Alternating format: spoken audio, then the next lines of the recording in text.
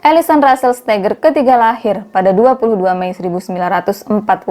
Dan seperti Barbara juga Larry, Russell adalah anak tertua di keluarganya. Orang tua Russell adalah Doris dan Russell Steger kedua. Russell atau yang biasa dipanggil Russ suka banget olahraga. Dan waktu SMP dia gabung klub sepak bola sekolah. Kemudian waktu SMA dia gabung sama klub baseball. Kemudian tiap musim panas, Russ sama keluarganya bakalan pergi ke danau terdekat untuk main ski air. Waktu SMA, Russ alami cedera punggung yang harus buat dirinya berhenti melakukan olahraga berat. Dan setelahnya, Russ nggak pernah ikut klub olahraga apapun lagi. Tapi karena dia suka banget berolahraga, biarpun nggak bisa main, tapi Russ tetap ada di lingkungan olahraga dengan dirinya yang jadi asisten pelatih. Russ dikenal sebagai cowok atletis, dia disukain banyak cewek, dan itu buat dirinya bisa jalan sama cewek manapun karena nggak ada yang tolak dirinya. Kemudian untuk orang tua Russ, mereka nggak terlalu khawatir dengan masa depan Russ karena mereka tahu Russ adalah cowok yang bertanggung jawab, suka melakukan hal-hal baik, nggak pernah bikin masalah, dan religius banget. Setelah lulus SMA, Russ kemudian kuliah di University of Mount Olive, dan di tahun 1969, Russ ketemu sama seorang cewek namanya Jolene Allen, dan mereka mulai deket sampai akhirnya pacaran. Russ yang pengen jadi guru kemudian lamar kerja di sekolah yang lokasinya ada di deket rumahnya Joe, karena Russ nggak mau jauh-jauh dari Joe. Dan akhirnya dia keterima di sekolah untuk ngajar pendidikan jasmani untuk jadi asisten pelatih baseball. Joe, dia juga kemudian ngajar tapi di sekolah yang berbeda dengan tempatnya Russ ngajar. Selama jadi guru, Russ dikenal sebagai sosok yang baik banget, ramah, gigih, sabar, dan optimis. Dan kalau misalkan ada murid-muridnya yang nggak bisa beli kebutuhan sekolah karena masalah ekonomi mereka, Russ yang bakalan beliin semua kebutuhan itu. Kayak tas, sepatu, buku. Dan waktu Joe tahu, dia kemudian kagum banget gitu kan sama Russ, kayak aduh baik banget sih gitu kan. Dan Joe kemudian ngerasa rugi kalau seandainya dirinya nggak mempertahankan hubungannya dengan Russ karena dapat mana lagi gitu kan cowok sebaik Russ. Dan akhirnya mereka berdua melangsungkan pernikahan pada Oktober 1974. Setelah nikah, mereka kemudian tinggal di sebuah apartemen yang kecil. Dan 6 bulan kemudian mereka beli sebuah rumah peternakan. Dan Russ kemudian juga pindah ngajar, dan kali ini dia ngajar di Durham High School. 1976, 2 tahun setelah mereka menikah, lagi-lagi mereka beli rumah yang kali ini rumahnya berukuran lebih besar. Dan di rumah inilah beberapa tahun ke depan si Russ ini sempat berpikir untuk ngejual rumah ini ke Barbara, tapi nggak jadi.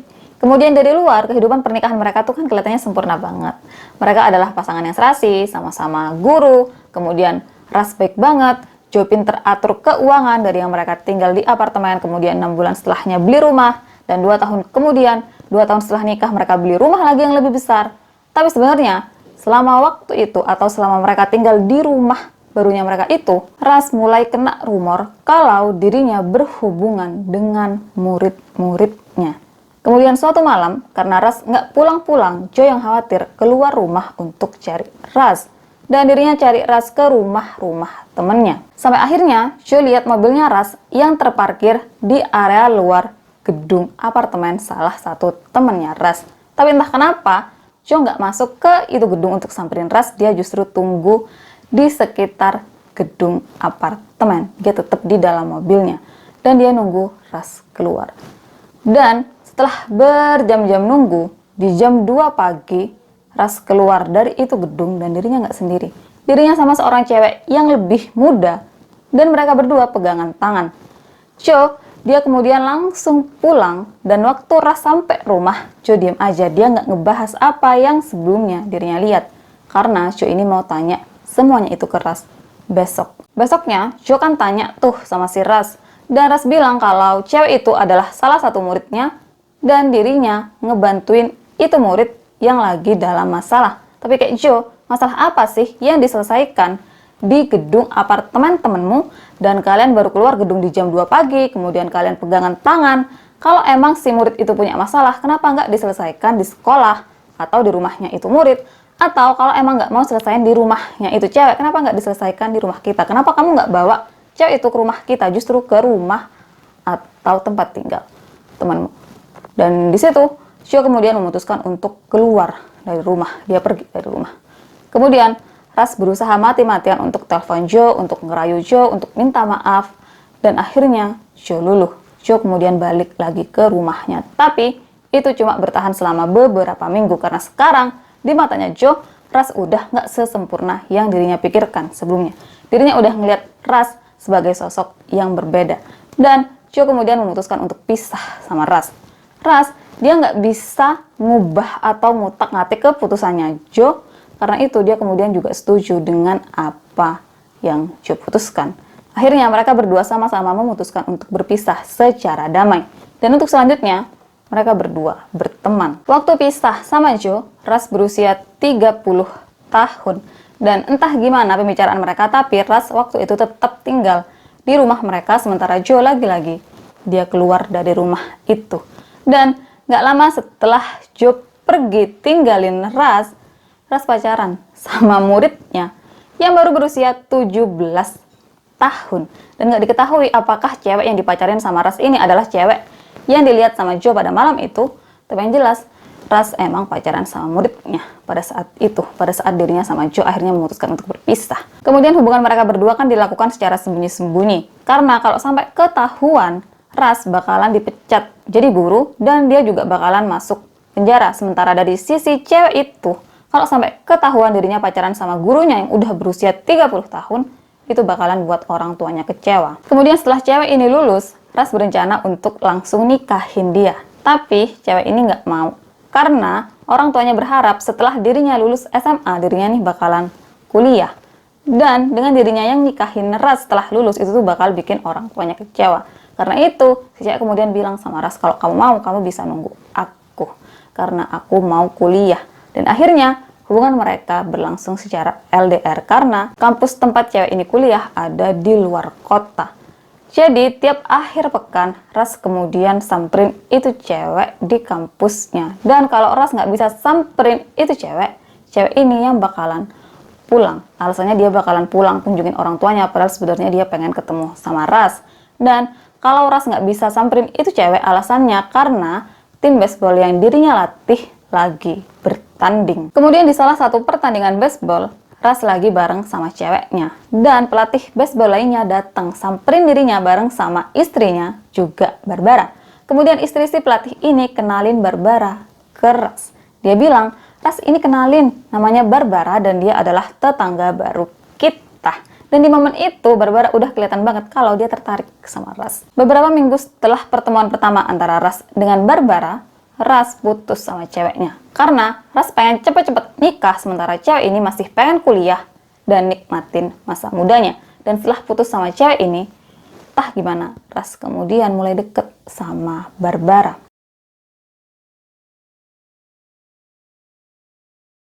Selama waktu itu, Barbara kemudian kerja di sebuah bank sebagai teller. Dan di bank tersebut, Barbara melakukan pinjaman untuk beli rumah yang sekarang dirinya tinggalin. Kemudian salah satu teller di sana namanya adalah Joanne, dan Joanne ini yang kemudian ditugaskan untuk melatih Barbara. 1 bulan setelah Barbara kerja di sana, Joanne mengalami kekurangan kas sebesar $100 dan dia mulai cek semua transaksinya pada hari itu, tapi sama sekali nggak ada yang salah. Dan entah gimana, Joanne kemudian curiga kalau uangnya diambil sama Barbara. Dan dari situ, Joanne kemudian mulai awasin Barbara. 2 minggu setelahnya, Barbara yang mengalami kekurangan kas sebesar $350. Dan seperti yang dilakukan Joanne, Barbara kemudian mulai cek semua transaksinya pada hari itu. Setelahnya, Barbara bilang kalau tadi ada 2 nasabah yang ambil uang lewat cek, yang kalau di total jumlahnya $350. Dan aku salah pembukuan. 2 cek tersebut yang harusnya aku tulis di pembukuan sebagai uang keluar, justru aku tulis sebagai uang masuk. Tapi anehnya, kalau emang itu yang terjadi, harusnya kekurangan kasnya Barbara bukan $350, tapi $700. Dan di situ supervisornya Barbara kan ngerasa aneh ya dengan omongannya Barbara. Tapi karena Barbara udah ngomong gitu, akhirnya dia tetap telepon 2 nasabah yang Barbara maksud. Dan mereka berdua kasih jawaban yang sama. Mereka bilang kalau iya, kami emang tadi pergi ke bank untuk ambil uang lewat cek. Dan yang layanin kami adalah Barbara. Tapi kami nggak pulang dengan bawa uang. Barbara nggak kasih tahu alasannya, dia cuma bilang kalau uangnya nggak bisa diambil. Besoknya, Barbara izin nggak masuk kerja dengan alasan kalau dirinya punya urusan pribadi. Dan besoknya lagi, Barbara izin lagi dengan alasan sakit. Dan karena Barbara nih udah beberapa hari nggak masuk, entah karena supervisornya lupa atau gimana, tapi waktu Barbara masuk, itu masalah cek, masalah kekurangan kas nggak pernah lagi dibahas. 17 November 1978, salah satu teller di tempat kerja Barbara mengalami kekurangan kas sebesar $500. Dan hari itu, teller tersebut melakukan 25 transaksi yang masing-masing transaksi senilai $20. Cuan, dia kemudian ingat kalau hari itu Barbara tanya sama semua teller tentang berapa banyak uang yang kamu punya di cash boxmu. Dan lagi-lagi Joan sadar atau dia ngerasa kalau pelaku pencurian dari uang teller tersebut adalah Barbara. Tapi lagi-lagi dirinya nggak punya saksi atau bukti. Dan semua teller pada waktu itu tahu kalau misal ada kekurangan kas, Barbara adalah pencurinya. Bukan cuma teller, tapi supervisor dan semua atasan di bank tahu kalau Barbara adalah pencuri. Tapi mereka cuma sekedar tahu. Mereka nggak punya bukti atau saksi. Dan setelahnya, mereka pindahin Barbara dari cabang ke cabang dari November sampai Desember. Kemudian awal Desember, Barbara nulis cek senilai $935. Dan itu adalah uang untuk pembayaran atas pinjaman uang yang sebelumnya Barbara lakukan untuk beli rumah. Barbara kemudian kasih itu cek ke teman tellernya. Dan ternyata rekening yang Barbara tulis saldonya nggak cukup. Temannya Barbara itu kemudian kasih lagi itu cek ke Barbara dan bilang kalau nggak bisa melakukan transaksi karena saldonya kurang. Tapi Barbara kemudian bilang kalau pasti ada kesalahan, coba deh kamu cek lagi. Tapi sebanyak apapun teman Barbara melakukan proses transaksi, hasilnya sama. Saldo di rekening yang Barbara tulis nggak mencukupi. 14 Desember 1978, Barbara bilang sama supervisornya kalau dirinya mau minta sebagian gajinya di bulan itu karena dirinya mau belanja Natal bareng sama anak-anaknya. Dan karena supervisornya Barbara kasihan karena Barbara adalah single mom dan dia punya 2 anak, akhirnya si supervisor pinjamin Barbara uang sebesar $400. Dan waktu itu Barbara janji kalau dirinya bakalan balikin itu uang pada tanggal 21 Desember, hari dirinya gajian. Tapi sampai tanggal 22 Desember, Barbara belum balikin uang itu. Supervisornya kemudian tanya dong sama Barbara, kamu kapan balikin uangnya? Dan Barbara cuma bilang, iya ntar, aku pasti balikin kok. Setelah libur Natal, Barbara nih sama sekali gak ada niatan untuk selesain masalah pinjaman uang yang dia lakukan ke supervisornya sebesar $400, juga masalah cek yang sampai itu waktu belum kelar juga. Karena hasilnya tetap sama, saldo dari rekening yang Barbara tulis nggak mencukupi. 28 Desember 1978, Barbara izin sama supervisor kalau dia nggak bakalan masuk hari itu karena dirinya sakit. Dan dia bilang kalau dirinya menjalani operasi DNC, yaitu operasi rahim untuk wanita dengan masalah menstruasi, hamil, kontrasepsi, keguguran atau polip, juga masalah yang terjadi setelah melahirkan. Dan Barbara juga bilang kalau dirinya menjalani operasi payudara di rumah sakit Durham. Besoknya, Barbara telepon pihak kantor lagi dan bilang kalau operasinya nggak berjalan dengan baik. Makanya dirinya harus menjalani perawatan lanjutan. Dan sebenarnya semua orang di kantornya waktu itu tahu kalau Barbara nih bohong. Karena supervisor Barbara sempat telepon rumah sakit Durham dan tanya apa ada pasien atas nama Barbara. Yang ternyata nggak ada sama sekali pasien atas nama Barbara. Kemudian selama waktu itu, supervisornya Barbara melakukan audit di cash box-nya Barbara. Yang ternyata catatan atas berapa nominal uangnya Barbara yang ada di cash box dengan jumlah uang yang ada di cash box berbeda. Uang Barbara di cash box-nya kurang $100 dari pecahan $50. Jadi kalau di bank itu sebagai teller, misal setauku ya, kalau kamu mau buka hari atau tutup hari, uang yang ada di cash box itu harus cocok dengan catatan yang kamu punya tentang berapa uang yang kamu punya di cashbox. Jadi misalkan tutup hari tuh, karena teller udah selesai nih ngelayanin orang-orang. Nah di situ dia kemudian hitung tuh uangnya ada berapa. Dia kemudian masukin uangnya di cashbox dan dia kemudian catat uang 100 ribunya tuh ada berapa, 50 ribunya tuh ada berapa gepok, berapa lembar, dan itu semua harus sama dengan catatan. Nah cashboxnya Barbara itu catatan tentang jumlah uangnya dia nggak sama dengan jumlah uang yang ada di cashboxnya. Kemudian waktu Barbara masuk, dia langsung dipanggil sama pimpinan bank dan di dalam ruangan itu ada juga supervisornya Barbara. Kemudian Barbara dikasih pilihan. Kalau kamu bayar pinjamanmu yang $400, selesain masalah cekmu atas pinjaman yang kamu gunakan untuk beli rumah, juga selesain masalah kekurangan kasmu, kamu diizinkan untuk resign dan kami nggak akan pernah bawa masalah ini ke ranah hukum. Tapi kalau kamu nggak segera menyelesaikan hal-hal yang kita sebutkan tadi, kami bakalan laporin hal ini ke polisi. Dan Barbara dia kemudian pilih pilihan pertama. Dia segera selesain semuanya. Dia langsung bayar uang $400 itu, dia selesain masalah ceknya, dan dia juga bayar kekurangan kasnya.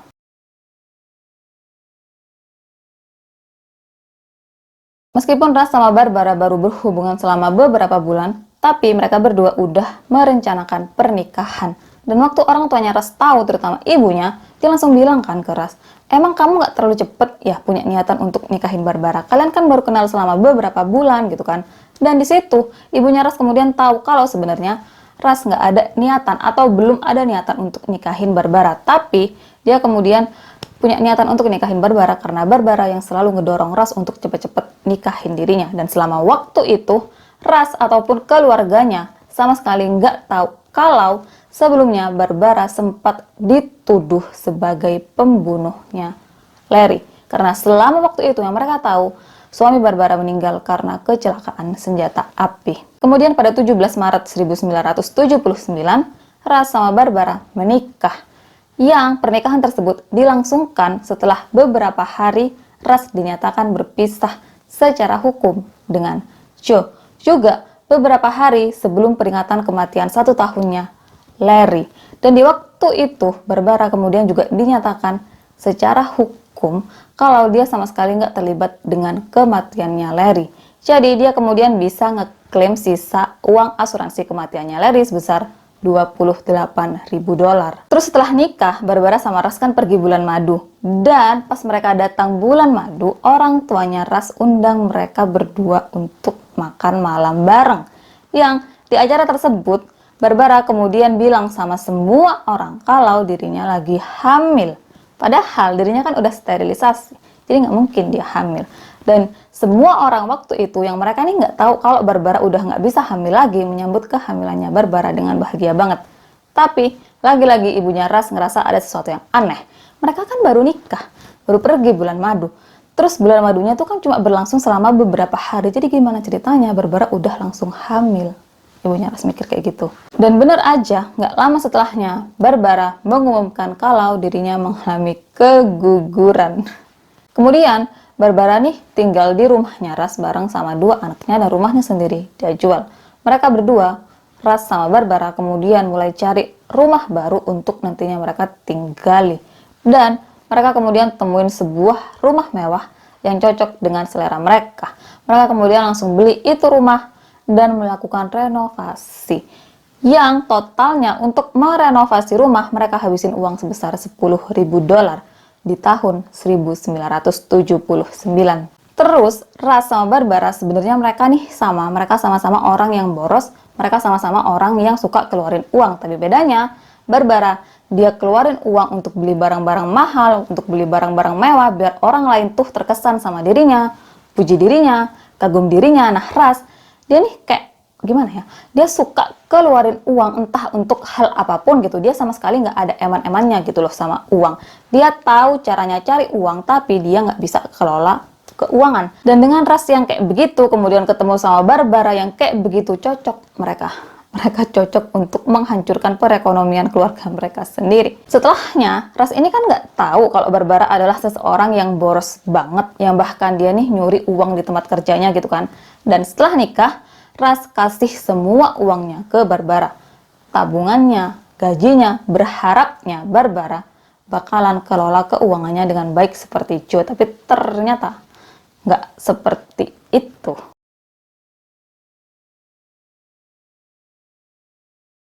Terus uangnya Ras yang dikelola sama Barbara, Barbara pakai untuk hal-hal yang sebenarnya nggak terlalu penting, nggak terlalu utama. Selain Barbara boros untuk renovasi rumah, Barbara kemudian juga beli semua perabot rumah tangga yang mahal dan mewah. Dia kemudian beli mobil untuk dirinya dan Ras. Dia juga gabung sama klub-klub mahal. Dia juga ikutin anak-anaknya kegiatan-kegiatan yang mahal. Dan karena perceraiannya Ras sebelumnya, karena Ras melakukan perselingkuhan dengan muridnya, Barbara kemudian mulai perbaiki penampilannya. Dirinya ikut olahraga biar badannya bagus, dirinya potong rambutnya sesuai mode pada saat itu, dirinya warnain rambutnya, kemudian pakai kontak lens, kemudian juga mulai pakai make up yang sesuai dengan mode dan pakai baju-baju yang modis. Dan semua teman-temannya Barbara sama Ras waktu itu, mereka nih heran kok bisa ya mereka hidup mewah banget, padahal Ras kan cuma guru, terus Barbara dia cuma karyawan biasa di Duke Medical Center gitu kan. Kok bisa mereka nih punya rumah mewah, perabot mahal, mobil-mobil yang mahal, ikut ini, ikut itu gitu kan. Kemudian hubungan antara Barbara sama orang tuanya Ras nih sama kayak hubungannya Barbara dengan orang tuanya Larry. Barbara nggak suka bergaul dengan orang tuanya Ras ataupun keluarganya Ras. Di tiap minggu mereka kan pergi ke gereja. Nah biasanya Ras ini nih habis dari gereja dia bakalan berkunjung ke rumah orang tuanya.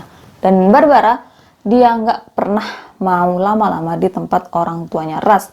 Antara dia langsung pulang dari gereja atau pas di rumah orang tuanya Ras, dia nih bakalan pulang duluan. Setelah nikah, Barbara kan kemudian kerja lagi di Duke Medical Center bareng sama ibunya. Dan di situ lagi-lagi Barbara genit dan centil sama semua karyawan cowok. Barbara juga kemudian cerita tentang aktivitas seksualnya sama Ras.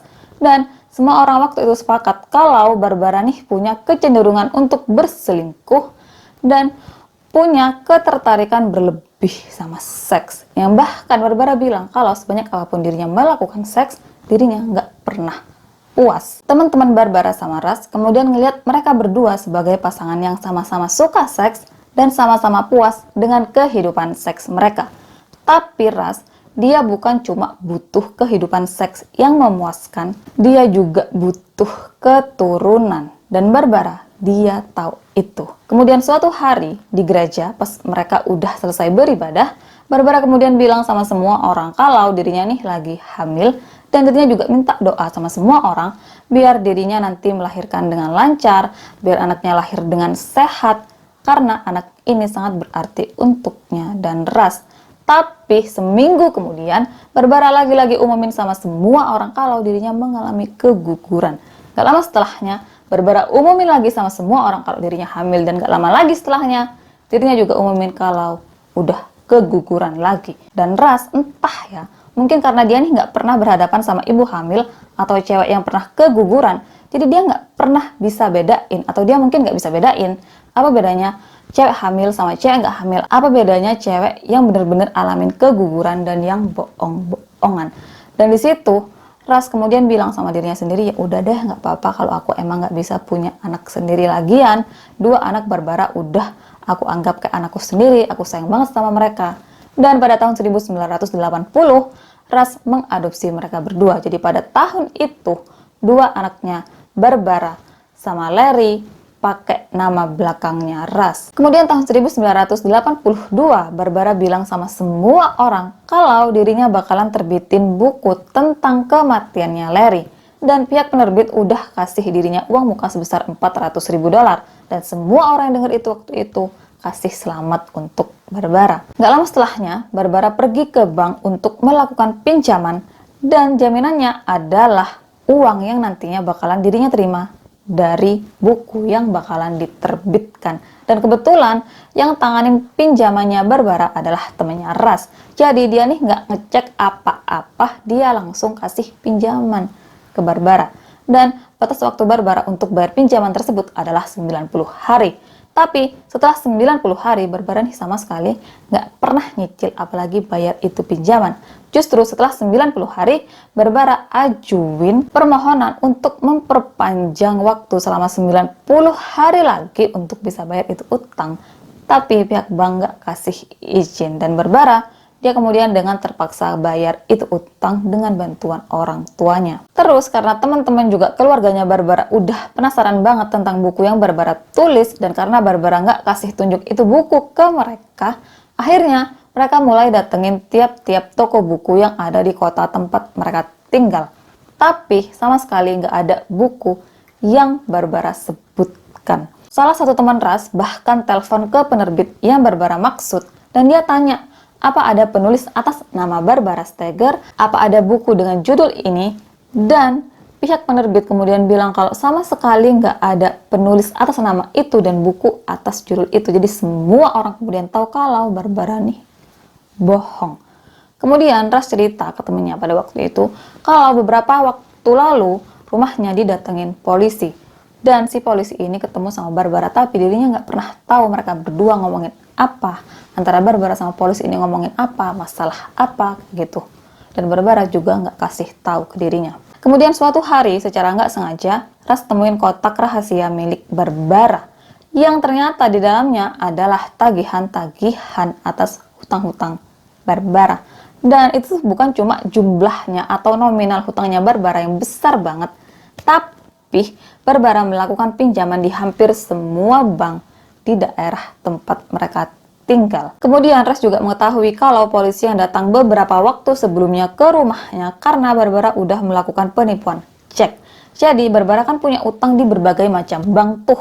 Dan tiap kali dia misal ya, dia mau bayar utang di bank A, nah dia itu bayar utangnya melalui cek dan ceknya bukan cek bank A, tapi cek bank B. Dan bisa dibayangin nggak sekarang transaksi antar bank aja lewat teller itu tuh butuh waktu, apalagi zaman dulu yang semuanya tuh serba manual, butuh beberapa hari untuk bank A tahu kalau saldo rekening dari cek yang ada di bank B ini nih kosong. Dan Ras dia nih kemudian ngerasa tertipu banget sama Barbara karena Barbara yang selama ini dia pikir adalah istri yang baik, istri yang jujur, istri yang benar-benar dia percaya untuk kelola keuangan keluarga, tapi justru bikin keluarga mereka bangkrut.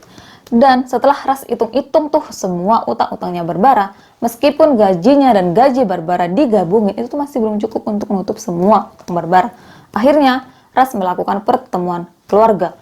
Orang tua Barbara dan orang tuanya kemudian diminta untuk datang dan mereka semua duduk di satu ruangan untuk selesai ini gimana caranya biar utang-utangnya bisa tertutupi. Dan dari pembicaraan di hari itu, kemudian disepakati kalau yang pertama, mereka berdua, Ras sama Barbara, bakalan jual mobil mereka bakalan jual rumah pantai mereka bakalan berhenti atau keluar dari klub-klub mewah yang selama ini mereka datangin atau mereka daftar di situ. Yang keempat, mereka berhenti atau keluarin anak-anak mereka dari kegiatan-kegiatan yang mahal. Dan yang kelima, rumah mewah yang sekarang mereka tinggalin harus dijual. Doris, ibunya Ras, kemudian kasih saran tambahan kalau mailbox di rumah mereka cuma boleh ada satu kuncinya. Dan itu kunci cuma boleh dipegang sama Ras. Jadi surat atau tagihan apapun yang ditujukan ke rumah mereka cuma Ras yang boleh tahu. Takutnya kalau Barbara juga pegang itu kunci dan dia tahu ada tagihan atas nama dirinya, dia kemudian sembunyiin itu tagihan lagi dari Ras seperti sebelumnya. Dan semua rencana itu kemudian benar-benar dilakuin sama Ras dan Barbara. Semua aset mereka pada saat itu hampir semuanya mereka jual untuk tutupin utangnya Barbara. Dan setelah selesai tutupin utangnya Barbara dan masih ada sisanya, mereka kemudian pakai itu uang untuk beli rumah kecil. Dan Barbara dia nih nggak terima dengan kehidupan biasa-biasa aja. Jadi meskipun mereka beli rumah yang kecil, Barbara lagi-lagi melakukan renovasi di rumah tersebut. Dan entah dia tuh dapat uang dari mana. Dan semua masalah yang Barbara buat waktu itu, Ras dia nih bener-bener terpukul. Itu tuh ngebuat kepercayaannya sama Barbara hancur. Apalagi waktu dirinya tahu kalau Barbara melakukan perselingkuhan. Ras dia udah mikir untuk pisah. Tapi dia kemudian lihat dua anak Barbara yang sekarang udah pakai nama belakangnya. Dia mikir kayak, masa iya aku juga tinggalin mereka, dulu ayah mereka meninggal, terus sekarang mereka udah punya aku sebagai ayah mereka, masa iya aku tinggalin mereka gitu kan. Barbara, dia kemudian minta kesempatan kedua sama Ras, dan dia janji dia bakalan putusin selingkuhannya yang ternyata adalah bosnya di tempat kerjanya. Dan Ras, dia bener-bener bingung gitu kan di situ. Di satu waktu, dirinya nih bener-bener mikirin dan sayang banget sama anak-anaknya Barbara. Tapi dirinya nih udah bener-bener gak kuat sama Barbara. Akhirnya, Ras minta pendapat sama teman-temannya, juga orang-orang di lingkungan gerejanya, dan saran dari teman-temannya, akhirnya Ras memutuskan untuk kasih kesempatan kedua untuk Barbara. Setahun setelahnya, lagi-lagi keluarga mereka terlilit hutang karena Barbara nggak bisa tahan untuk beli ini itu, nggak bisa tahan untuk renovasi rumah, dan lagi-lagi Barbara gabung sama klub mahal, kemudian juga beli mobil baru kayak gitu-gitu yang bener-bener gitu. Kenapa sih? Dan Ras di situ tuh dia bener-bener capek gitu sama Barbara, udah tukang bohong, boros, selingkuh pula gitu kan, kayak nggak ada bagus-bagusnya gitu dirinya nikah sama Barbara. Dan di saat itulah dirinya kemudian ketemu lagi sama Joe, mantan istrinya. Ras, dia kemudian bilang sama Joe untuk, kamu mau nggak balikan sama aku? Tapi Joe nggak mau. Dia bilang kita lebih cocok untuk jadi teman. Dan karena Joe udah ngomong begitu, akhirnya di situ Ras benar-benar mencoba untuk memaafkan Barbara. Dan Barbara harus berjanji kalau dirinya bakalan benar-benar berubah. Di situ mereka berdua kemudian mulai aktif lagi pergi ke gereja. Tahun 1985, keadaan rumah mereka jadi lebih baik. Mereka kemudian pindah ke rumah yang lebih besar. Dan orang tua mereka yang sebelumnya tahu tentang keadaan ekonomi rumah mereka kemudian bilang kan, emang nggak terlalu cepet ya kalian udah punya rumah baru, emang gaji kalian cukup, emang keuangan kalian mampu gitu kan. Tapi mereka kemudian bilang sama orang tuanya kalau nggak apa-apa kok, bisa. Dan rumah baru mereka adalah sebuah rumah mewah yang memiliki 3 kamar tidur dan lokasinya ada di tengah hutan. Jadi itu rumah tenang banget. Kemudian tahun 1986 semuanya membaik untuk mereka berdua. Barbara, dia naik jabatan di tempat kerjanya dan dia juga kemudian mulai kuliah lagi. Dia lanjutin kuliah yang sebelumnya. Dan di kelasnya, Barbara dikenal sebagai siswa yang menonjol. Jadi waktu itu akhirnya setelah sekian lama, Barbara lagi-lagi dipuji karena dia pinter banget atur waktu. Dia kuliah, kemudian kerja, dan masih sempat-sempatnya untuk jadi ibu dan istri yang baik. Ras, di tahun itu dia juga kemudian kuliah lagi, dan dia kemudian juga kerja sampingan sebagai National Guard, yang itu kemudian ngebuat dirinya mendapatkan asuransi jiwa sebesar $160.000. Pekerjaannya Ras itu kemudian buat dirinya makin paham tentang senjata api, dan di waktu kosongnya dia bakal ajarin 2 anaknya untuk pakai senjata api. Ras juga kemudian ajarin Barbara untuk pakai pistol yang sebelumnya dirinya beli, tapi kemudian itu pistol ngebunuh Larry. Ras ajarin Barbara biar Barbara ini nggak melakukan kesalahan seperti Larry, biar nggak ada lagi kecelakaan karena senjata api. Jadi di waktu itu mereka udah terlihat sebagai seseorang yang mampu untuk berdamai dengan apapun yang terjadi di masa lalu mereka.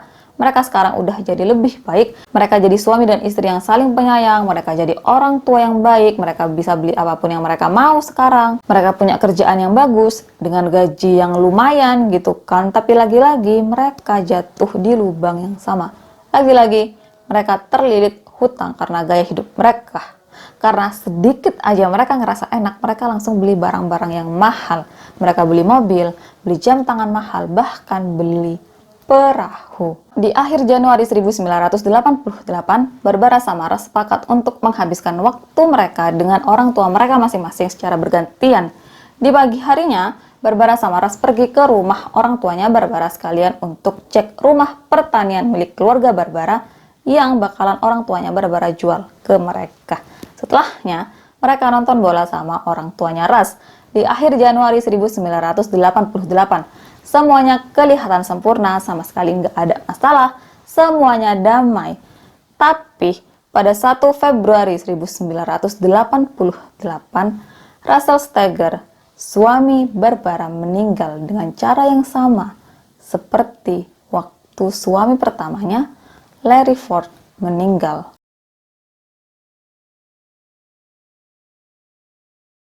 Senin 1 Februari 1988 jam 6:08 pagi, 911 dapat telepon dari kediamannya Barbara sama Russ. Dan yang telepon mereka adalah Jason Steger yang waktu itu baru berusia 13 tahun. Di situ, suaranya Jason nih panik banget waktu telepon 911 dan waktu ditanya, Jason bilang kalau dirinya butuh ambulans untuk dikirim ke rumahnya karena pistol ayahnya meledak dan ibunya minta dirinya untuk teleponin ambulans. Karena Jason singgung tentang senjata api, EMT juga kemudian dikirim ke kediamannya Barbara sama Russ. Dan dibanding ambulans atau polisi, EMT adalah yang paling cepat datang. Waktu mereka sampai, mereka kemudian kan langsung masuk tuh ke rumahnya Barbara. Dan di situ, mereka kemudian lihat Barbara yang udah nunggu mereka di depan pintu kamarnya yang terbuka dengan keadaan di dalam kamar gelap banget. Barbara kemudian persilahkan mereka untuk masuk dan dia juga hidupin lampu kamarnya. Dan di situ petugas EMT kemudian lihat Russ yang ada di atas ranjangnya kayak orang tidur. Dia badannya diselimutin, tapi darah keluar dari bagian hidung, bibir, terutama kepala yang jadi bagian tertembak. Dan waktu itu Russ masih hidup meskipun dia kesulitan bernafas. Di momen itu Barbara kemudian langsung teriak-teriak histeris. Dia bilang, "Tolong jauhin itu benda dari aku benci banget sama pistol, aku trauma banget," kayak gitu. Dan gak lama kemudian ambulans datang. Mereka kemudian langsung melakukan pertolongan keras di dalam kamarnya yang ada Barbara di situ dan dia lihat semuanya. Dan normalnya seorang istri yang lihat suaminya lagi berjuang antara hidup dan mati, mereka tuh kan bakalan nangis, bakalan berdoa. Tapi Barbara, dia justru nyanyi kecil kayak bersenandung gitu loh. Nggak lama kemudian Barbara pergi ke lemarinya dan dia ganti baju. Dia yang awalnya pakai piyama, sekarang dia udah pakai atasan kaos dan bawahan jeans. Pistol yang tembak keras ditemukan di samping ranjangnya dengan moncong yang mengarah ke kepalanya. Dan itu adalah pistol kaliber 25 semi otomatis, pistol yang sama yang udah buat Larry meninggal. Dan di jam 6:43 pagi, Russ dibawa ke Duke University Medical Center dan kemudian dokter yang periksa Russ bilang sama Barbara kalau Russ udah mengalami mati otak. Kemudian selama waktu itu dari yang Russ ketembak sampai dia ada di rumah sakit, orang tua atau keluarganya Russ ini sama sekali nggak dikabarin sama Barbara. Kemudian polisi yang temenin Barbara di rumah sakit bilang tuh sama Barbara, "Mending kamu pulang aja dulu, bersihin diri kamu, mandi, ganti baju gitu kan. Ntar kalau kamu udah beres-beres, kamu bisa balik ke sini dan temenin Russ." Dan Barbara kemudian ikutin saran itu polisi. Dia benar-benar pulang untuk bersihin dirinya sendiri dan untuk bersihin semua hal yang ada hubungannya dengan tertembaknya Russ. Dia cuci spray, dia cuci selimut, pokoknya semua hal yang ada darahnya Russ itu tuh dia bersihin. Padahal waktu itu kan belum selesai pemeriksaan, kenapa dia udah bersihin semua itu. Kemudian di jam 12:30 pagi, dengan izin dari Barbara, alat bantu kehidupannya Russ dicopot dan Russ kemudian dinyatakan meninggal.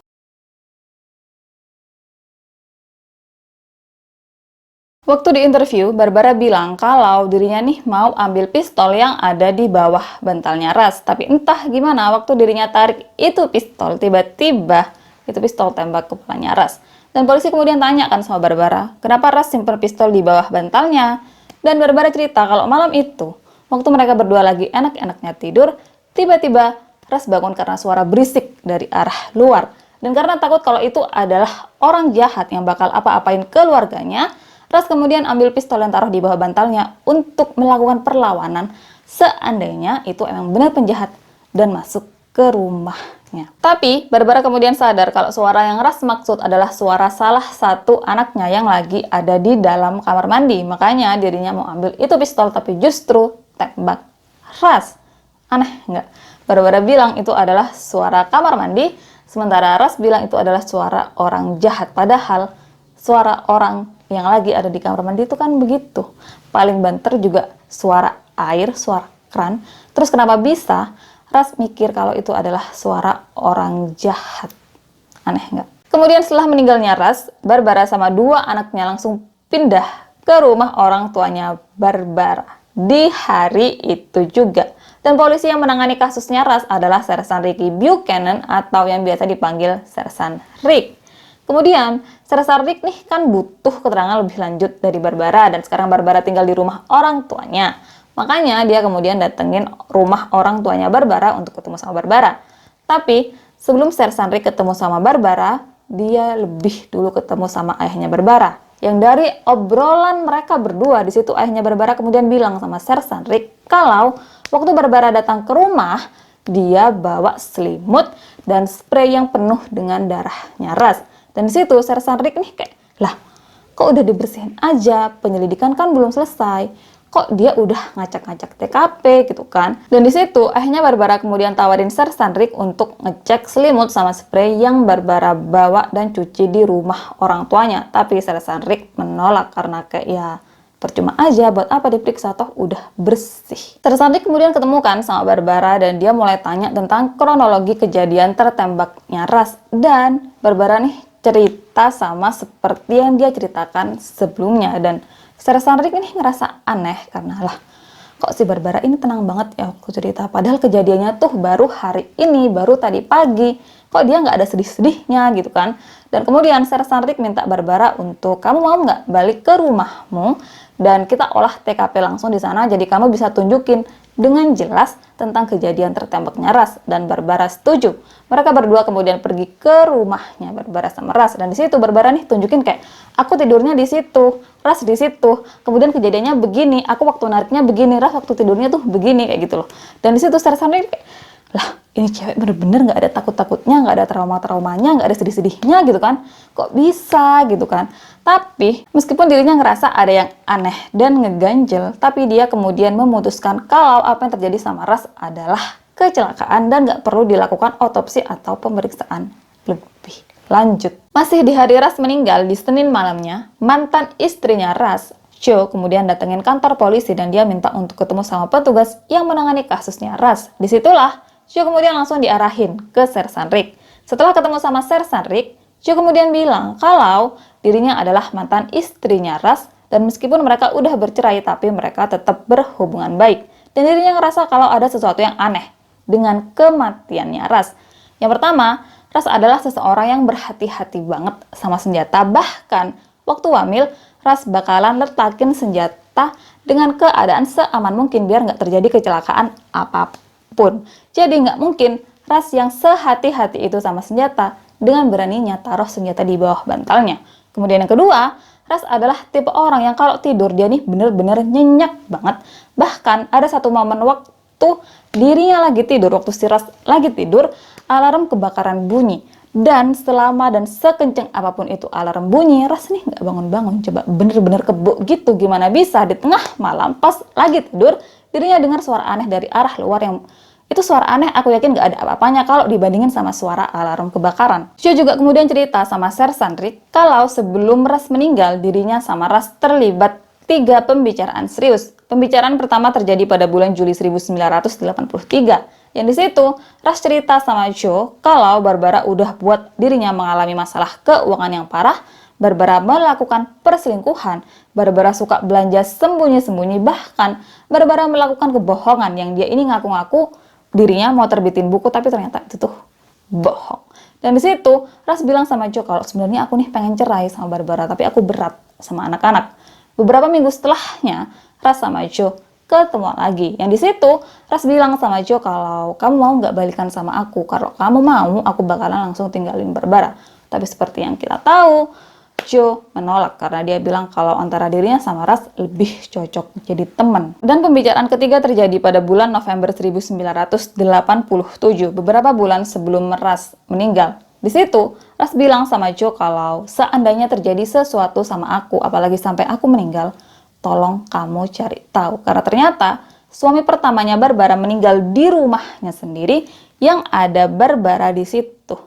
Tolong kamu cari tahu kalau seandainya ada apa-apa sama aku, karena aku nih takut banget kalau aku bakalan meninggal dengan cara yang sama seperti suami pertama Barbara. Dan setelah denger omongan terakhir itu, Sersan Rick nih akhirnya tertarik dengan semua omongannya Joe juga tentang menangani ulang kasusnya Ras. Sersan Rick kemudian buka file kasusnya Larry dan dia juga ajuin permohonan untuk melakukan otopsi atas tubuhnya Ras. Di situ, Sersan Rick benar-benar berusaha sebaik, secepat, dan seteliti mungkin untuk kasusnya Ras karena dia nggak mau kecolongan seperti kasusnya Larry. Kemudian, setelah Joe kunjungin Sersan Rick, dia pergi ke rumah orang tuanya Ras. Yang di situ, mereka mulai ngobrol tentang kecurigaan mereka kalau Ras nggak mungkin meninggal karena kecelakaan, tapi mereka percaya kalau Barbara udah bunuh Ras. Setelahnya, mereka pergi ke rumahnya Barbara sama Ras. Mereka cek semua hal di dalam situ, terutama mereka cek tagihan rumah tangga keluarganya Barbara sama Ras. Dan situlah mereka kemudian lihat gimana kacaunya kondisi keuangan Ras sama Barbara. Jadi sebelumnya orang tuanya Ras kan pernah lihat tuh gimana kacaunya kondisi keuangannya Barbara sama Ras, yang bahkan mereka berdua harus jual semua asetnya waktu itu mereka miliki untuk tutupin hutang-hutangnya Barbara. Dan yang sekarang mereka temuin di rumahnya Ras itu tuh lebih parah dari yang sebelumnya. Karena Barbara bukan cuma sekedar bohongin Ras untuk melakukan pinjaman atau dia pinjem sana sini untuk belanja gitu kan. Tapi yang sekarang ditemuin sama orang tuanya Ras sama Joe adalah Barbara melakukan penipuan cek. Barbara melakukan pinjaman atas namanya Ras. Jadi ternyata Barbara nih pergi ke bank dan bilang kalau suaminya Russell Steger mau melakukan pinjaman. Tapi Ras nggak bisa langsung datang ke bank karena dirinya nih lagi sibuk. Barbara kemudian minta pihak bank untuk serahin berkas-berkas yang perlu ditandatanganin sama Ras untuk dirinya bawa pulang, dan nantinya Ras bakal tandatanganin itu berkas di rumah. Dan entah gimana pihak bank langsung serahin aja itu berkas ke Barbara. Dan Barbara kemudian tanda tanganin itu berkas dengan tangannya sendiri. Jadi Ras nggak pernah tanda tanganin itu berkas. Dan pihak bank juga entah gimana mereka nggak pernah cek apakah Ras benar-benar tanda tanganin itu berkas atau enggak. Dan kenapa orang tuanya Ras sama Joe bisa langsung tahu kalau itu bukan tanda tangannya Ras? Karena kayak misal kita tanda tanganin sesuatu kemudian ada orang yang tiru tanda tangan kita, meskipun waktu dibandingkan itu tanda tangan kelihatan sama dan kelihatan mirip, tapi kita tahu kalau itu tuh beda. Dan itu yang dirasain sama orang tuanya Ras juga Joe. Kemudian semua tagihan-tagihan itu yang ditemuin sama orang tuanya Ras dan Joe nggak dalam keadaan yang bagus atau baik, karena itu kertas semuanya dalam keadaan kayak diremek-remek, yang si Barbara ini seolah-olah pengen sembunyiin itu tagihan-tagihan dari Ras. Mereka juga kemudian temuin surat dari bank yang isinya pemberitahuan untuk segera melakukan pembayaran atas pinjaman tersebut karena udah jatuh tempo. Yang di situ orang tuanya Ras sama Joe kemudian curiga kalau kenapa Barbara, kalau mungkin kenapa Barbara bisa bunuh Ras, karena si Barbara ini takut Ras tahu tentang pinjaman yang dirinya lakukan atas namanya Ras. Di tempat lain, orang tuanya Larry kemudian tahu tentang meninggalnya Ras dan mereka merasa bersedih tentang apa yang terjadi sama Ras. Mereka merasa berduka untuk keluarganya Ras. Apalagi caranya Ras meninggal sama dengan caranya Larry meninggal. Dan di situ orang tuanya Larry ngerasa kalau apa yang terjadi sama Ras bakalan ngebuka kasusnya Larry lagi. Orang tuanya Larry kemudian hubungin Sersan Rick dan mereka mulai cerita tentang apa yang terjadi sama Larry sejak awal menikah sampai dirinya meninggal. Gak lama kemudian orang tuanya Ras temuin Sersan Rick dan mereka mulai cerita tentang apa yang terjadi selama Ras menikah dengan Barbara, dan orang tuanya Ras juga kemudian kasih semua tagihan rumah tangganya Ras sama Barbara. Di situ, Sersan Rick kemudian mulai cari tahu tentang latar belakangnya Barbara. Dia wawancara dan tanya sama semua orang yang tahu dan kenal sama Barbara. Dari situ, Sersan Rick kemudian tahu kalau Barbara nih banyak banget melakukan perselingkuhan di 2 pernikahannya. Dan Barbara juga kemudian diketahui suka habisin uang, gaji, dan tabungan-tabungan suaminya. Barbara dia juga diketahui suka melakukan pinjaman atas nama suaminya. Jadi apa yang terjadi sama Ras ternyata juga terjadi sama Larry. Barbara melakukan pinjaman atas namanya Larry. Kemudian Sersan Rick juga mengetahui kalau selama Barbara kerja di bank, dia banyak melakukan penipuan. Jadi Barbara nih bakalan tulis banyak cek atas nama nasabah. Dia melakukan penarikan di rekeningnya nasabah. Coba bayangin, benar-benar ini cek ya.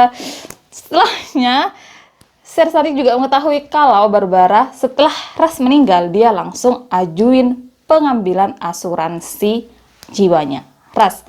Dan yang sebelumnya yang aku bilang kalau setelah Ras kerja di National Guard, dia dapat dapat asuransi sebesar $160.000. Aku salah di bagian itu. Jadi si Ras ini dia udah punya dana asuransi sendiri, tapi setelah dia kerja di National Guard dia dapat tambahan asuransi $160.000. Jadi uang asuransi jiwanya Ras itu benar-benar lumayan banyak. Dan setelahnya Barbara juga jual rumahnya dan dia juga ambil semua uang di rekeningnya Ras. Dan selama waktu itu Barbara nih sama sekali nggak tahu kalau dirinya dicurigai sebagai pembunuhnya Ras. Polisi juga kemudian terus-terusan tanya sama Barbara tentang kronologi meninggalnya Ras, juga tentang hal-hal lainnya yang berharapnya di situ ngebuat Barbara percaya sama polisi. Dan dari banyaknya wawancara yang dilakukan ke Barbara bakalan sekali aja salah omong yang itu nantinya bisa digunakan untuk ngelawan balik Barbara.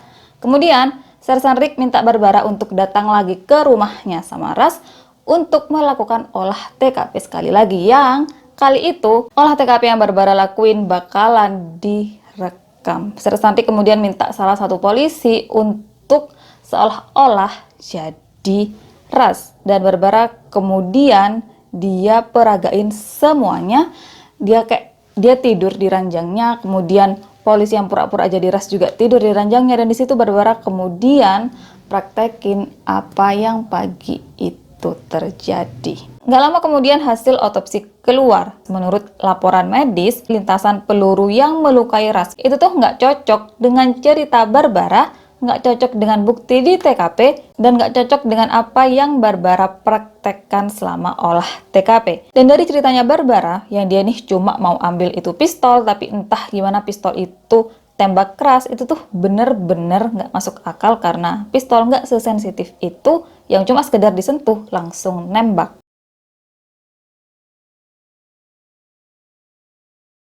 Senin 18 April 1988, Barbara ditangkap dan langsung dituntut dengan pembunuhan tingkat pertama atas meninggalnya Russell Steger, suaminya. Media kemudian langsung liput kasus ini gila-gilaan. Mereka juga bahkan beritain latar belakang Barbara yang suka ngutang, bohong, dan selingkuh. Yang itu kemudian bukan cuma buat Barbara punya nama jelek, tapi juga keluarganya. Barbara kemudian ajuin klaim kalau dirinya nih udah bangkrut, yang itu kemudian buat dirinya punya pengacara publik. Dan si pengacara publik entah gimana dia kemudian berhasil keluarin Barbara dari penjara dengan jaminan. Jadi sampai sidangnya dimulai, Barbara nih ada di luar penjara. Barbara sama orang tuanya kemudian sewa rumah di Fox Drive selama waktu itu, karena mereka yang cukup mencolok di mana-mana yang mereka ini diomongin, dan itu benar-benar buat mereka malu di lingkungan yang mereka tinggali sebelumnya. Persidangan Barbara kemudian dimulai pada 1 Mei 1989 dengan pengadilan juri.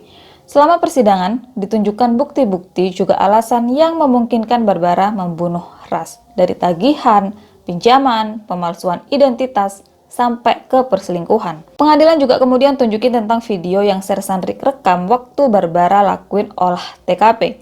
Yang di video itu, sambil peragain kronologi kematian Ras, Barbara nih cekikikan, ketawa, bahkan godain Sersan Rick. Kematian Larry juga kemudian diizinkan untuk disidangkan bareng sama kasusnya Ras. Yang di situ kemudian juga dikasih tunjuk tentang pembayaran apa-apa aja yang terjadi selama pernikahan Barbara dengan Larry, yang kisahnya sama kayak kisahnya Ras. Barbara pakai namanya Larry untuk pinjaman, hutang, dan penyalahgunaan lainnya. Bukti paling kuat dan memberatkan Barbara kemudian datang dari Ras sendiri. Jadi sebelum dirinya meninggal pada 1 Februari 1988, mungkin Ras nih udah punya feeling kalau Barbara bakal apa-apain dirinya.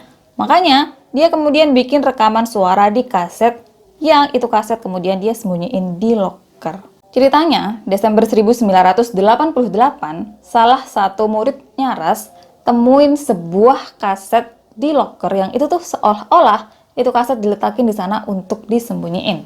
Karena penasaran, itu murid kemudian bawa kaset tersebut ke rumah dan dia mikir untuk dengerin isi rekaman atau apapun isi yang ada di dalam kaset itu di rumah. Tapi entah gimana si murid tersebut itu tuh lupa dan baru ingat beberapa bulan kemudian. Beberapa bulan kemudian, si murid kan mulai dengerin tuh isi kasetnya, dan di situ dia kaget karena isi rekaman tersebut adalah suaranya Ras, yang si Ras ini ceritain tentang hal-hal yang sebelumnya nggak diketahuin sama semua orang. Murid itu kemudian langsung kasih tahu tentang kaset tersebut ke orang tuanya, dan orang tuanya kemudian langsung serahin itu kaset ke polisi. Isi dari rekaman itu kan kemudian didengerin tuh di ruang pengadilan. Dan beberapa dari isinya adalah, yang pertama, Ras bilang kalau pada tanggal 27 Januari 1988, Barbara kasih dirinya sebuah pil juga aspirin untuk sakit sinusnya. Dan setelah minum itu obat, Ras tidur dan bangun-bangun dia tuh sakit banget, kepala juga matanya yang itu tuh bener-bener sakit banget gitu. Dan Barbara yang lihat itu, dia kemudian kasih Ras pil lagi, tapi Ras menolak untuk minum pil dari Barbara. Kemudian besoknya pada 28 Januari 1988, Barbara bangunin dirinya di jam 4:30 pagi untuk kasih dirinya obat. Dan Ras pura-pura minum itu obat. Setelah Barbara pergi atau udah nggak perhatiin dirinya, Ras lepeh itu obat dan taruh di bawah bantalnya. Masih di tanggal 28 Januari, Ras bilang kalau biasanya nih Barbara bakalan pergi kerja di jam 7 pagi. Tapi di hari itu Barbara bilang sama dirinya kalau Barbara nih bakalan pergi kerja di jam 8 pagi. Dan selama waktu itu Barbara terus-terusan perhatiin dirinya. Barbara juga kemudian cari obat yang entah gimana Barbara nih tahu kalau obat yang dirinya kasih di jam 4:30 pagi itu nggak pernah Ras telan. Kemudian besoknya di tanggal 29 Januari 1988, karena Ras udah ngerasa lebih baik, dia kemudian keluar rumah sambil bawa obat yang berhasil dirinya sembunyiin dari Barbara. Dan dirinya pergi ke apotek untuk tanya, ini obat apa ya?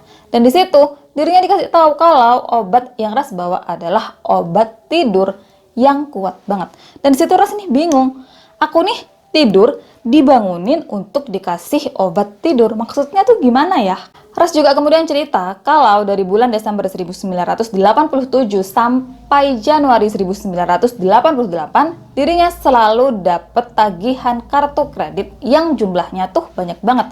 Bukan cuma nominal jumlah yang harus dibayarkan, tapi itu tagihan datang dari banyak bank. Dan tiap kali dirinya tanya sama Barbara, Barbara selalu bilang kalau itu salah alamat. Tapi kayak Ras, masa salah alamat sampai 2 kali berturut-turut, sampai 2 bulan berturut-turut, kan aneh. Kemudian setelahnya Ras nih juga sadar kalau Barbara tiap pagi selalu buru-buru untuk buka mailbox. Jadi kan sebelumnya waktu mereka punya masalah keuangan kan udah didiskusikan kalau Ras jadi satu-satunya pemegang kunci mailbox. Dan sekarang entah gimana, mungkin karena keadaan keluarga mereka udah membaik, jadi Barbara juga dikasih hak untuk buka itu kunci mailbox. Dan karena Ras ngerasa kalau Barbara nih kenapa ya, kok dia nih buru-buru banget tiap pagi untuk buka mailbox. Di situ dia curiga banget gitu kan, apalagi dia dapat tagihan kartu kredit selama 2 bulan berturut-turut. Di situ akhirnya Ras memutuskan untuk nggak izinin Barbara buka mailbox. Jadi seperti sebelumnya, mailbox cuma boleh dibuka sama dirinya. Kemudian dari rekaman itu juga Ras bilang kalau setahun lalu neneknya Barbara nih kan meninggal. Dan waktu itu aku lihat Barbara yang melakukan perselingkuhan di tempat parkir. Di rekaman itu Ras juga kemudian cerita kalau dirinya nih curiga Larry nggak meninggal karena kecelakaan, tapi karena dibunuh sama Barbara. Karena keterangannya Barbara tentang kematiannya Larry itu selalu berubah-ubah. Jadi Barbara ini bilang sama satu orang lainnya kalau Larry nggak sengaja mengalami kecelakaan waktu dirinya lagi bersihin pistol. Sementara sama orang lainnya Barbara bilang kalau Larry nggak sengaja mengalami kecelakaan waktu dirinya mainin itu pistol. Barbara juga kemudian buat keterangan yang beda-beda tentang suara yang dia dengar pada malam itu. Sama satu orang ini Barbara bilang kalau yang malam itu dirinya dengar adalah suara kaca pecah. Sementara sama orang yang ini adalah suara benda jatuh. Coba bayangin, suara kaca pecah, suara benda jatuh, sama suara pistol, itu tuh 3 suara yang jelas-jelas beda banget. Dan di situ Ras benar-benar mikir kalau Barbara ada sangkut pautnya dengan kematiannya Larry, karena waktu Larry ditemukan meninggal, dirinya ada di atas ranjangnya dengan posisi yang dia ini udah siap-siap tidur. Dan nggak mungkin orang yang ditemukan dalam keadaan telentang terus pakai selimut sampai dadanya masih repot-repot untuk mainin pistol atau bahkan bersihin pistol yang kemudian ngebuat dirinya mengalami kecelakaan. Itu tuh bener-bener bohong banget. Kemudian ternyata Ras ini tahu tentang pemalsuan identitas yang Barbara lakuin untuk melakukan pinjaman bank. Bahkan Ras kemudian tahu kalau selama ini uang cicilan mobil yang dirinya kasih ke Barbara itu tuh nggak pernah Barbara bayarkan. Nanggepin isi rekaman itu, Barbara kemudian bilang kalau suara yang ada di rekaman tersebut bukan suaranya Ras. Padahal semua keluarga, temen, juga murid-muridnya Ras bilang kalau itu emang suaranya Ras.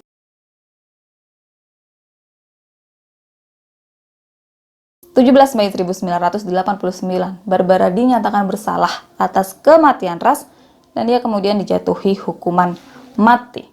Dan waktu Barbara dengar kalau dirinya nih mau dihukum mati, dirinya nih bener-bener nangis, bener-bener sedih, yang itu tuh bahkan nggak dia tunjukin di 2 kematian suaminya. Pengacara Barbara kemudian berjuang lagi untuk seenggaknya ngebuat Barbara dihukum penjara seumur hidup. Dan pada 29 Mei 1989, kembali diadakan sidang juri untuk menentukan apa Barbara pantas dihukum mati atau dihukum penjara seumur hidup. Dan meskipun awalnya suara juri terpecah, tapi kemudian mereka sepakat kalau Barbara pantas dihukum mati.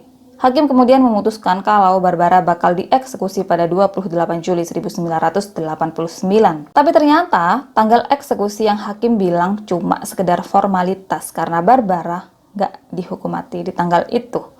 Selanjutnya, Barbara terus-terusan ajuin banding untuk kasusnya, yang akhirnya bandingnya diterima 2 tahun kemudian dan sidangnya dimulai pada Agustus 1993. Di sidang bandingnya, ibu, adik-adik, juga anak Barbara kemudian kasih kesaksian kalau suara yang ada di kaset itu bukan suara Ras. Sementara ayah Barbara, dia nggak mau ikut untuk kasih kesaksian itu. Dia juga bahkan nggak mau mendukung pengadilan banding Barbara. Teman-teman Barbara di penjara juga kemudian kasih kesaksian tentang sifat dan perilaku Barbara. Yang mereka semua bilang kalau Barbara adalah wanita yang luar biasa. Barbara adalah role model untuk tahanan di sana. Karena dia pintar, sopan, dan religius. Barbara kemudian menjalani evaluasi psikologi dan hasilnya mengungkapkan kalau meskipun dari luar Barbara kelihatan ceria, bisa bersosialisasi, tapi sebenarnya dia merasa terisolasi secara sosial. Barbara juga memiliki kecenderungan untuk fokus pada hal-hal negatif,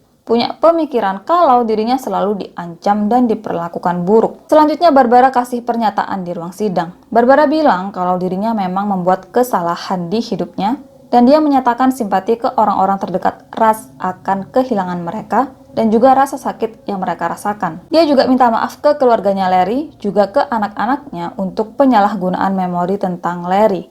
Di akhir kata-katanya, Barbara bilang ke juri kalau dirinya punya orang-orang yang loyal sama dirinya, yang sayang sama dirinya, dan Tuhan yang memaafkan dirinya. Barbara kemudian juga bilang kalau hanya dirinya dan Tuhan yang tahu apa yang sebenarnya terjadi.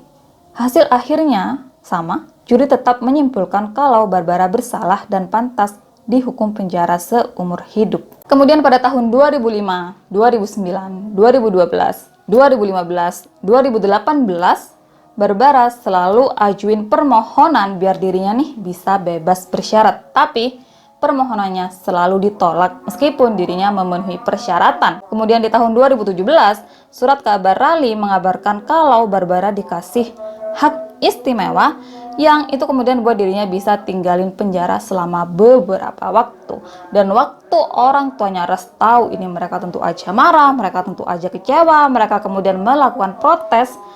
Tapi itu nggak berhasil karena kebijakan di penjara setempat, di penjara tempat Barbara dihukum. Di situ kebijakannya kalau kamu memenuhi beberapa persyaratan, kamu diizinkan untuk keluar tahanan selama 6 jam tiap 3 kali seminggu. Jadi begini kasusnya si Barbara. Ini kayaknya 2 jaman gak sih? Panjang banget ya. Aku kayaknya salah ngomong ya kemarin yang kasusnya siapa kemarin? Siapa nih? Laura Eckerson. Kan di situ aku ada sempat bilang kalau biasanya orang tua dari pihak laki-laki bakalan belain anak mereka gitu kan. Gara-gara si Barbara aku harus ngeralat omonganku yang sebelumnya, karena semua orang tua bakalan belain anaknya. Sebagian besar orang tua bakalan belain anaknya walaupun kesalahannya.